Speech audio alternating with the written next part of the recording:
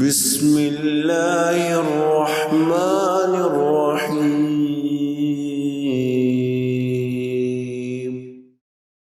ابن عمر رضی اللہ تعالیٰ عنہ فرماتے ہیں، آپ صلی اللہ علیہ وآلہ وسلم کا ارشاد ہے، اللہ کے ذکر کے علاوہ زیادہ گفتگو نہ کرو، بے شک اللہ کے ذکر کے علاوہ زیادہ گفتگو دل کو سخت کرتی ہے۔ علماء کرام کے مطابق انسانی کلام یا گفتگو کی 3 اقسام ہیں۔ نمبر 1، یا تو انسان کی گفتگو یا کلام خیر پر مبنی ہو، لہٰذا ایسی گفتگو یا بات چیت یا کلام زیادہ سے زیادہ ہونا چاہیے۔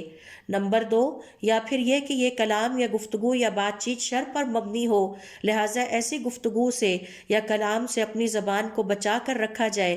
آپ صلی اللہ علیہ وسلم کا ارشاد ہے، آدمی کبھی کوئی ایسی بات کہہ دیتا ہے جس میں وہ خود کوئی حرج نہیں سمجھتا، حالانکہ اس کی وجہ سے وہ 70 برس تک کی گہرائی کے برابر جہنم کی آگ میں گرتا چلا جائے گا۔ نمبر 3، ایسا کلام یا گفتگو جو نہ تو خیر پر مبنی ہو نہ ہی شر پر، لہٰذا ایسی گفتگو سے زبان کو بچا کر رکھا جائے، کیونکہ آپ صلی اللہ علیہ وسلم کا ارشاد ہے، تم میں سے جو کوئی اللہ پر اور آخرت کے دن پر ایمان رکھتا ہو، اسے چاہیے یا تو خیر پر مبنی گفتگو کرے یا خاموش رہے۔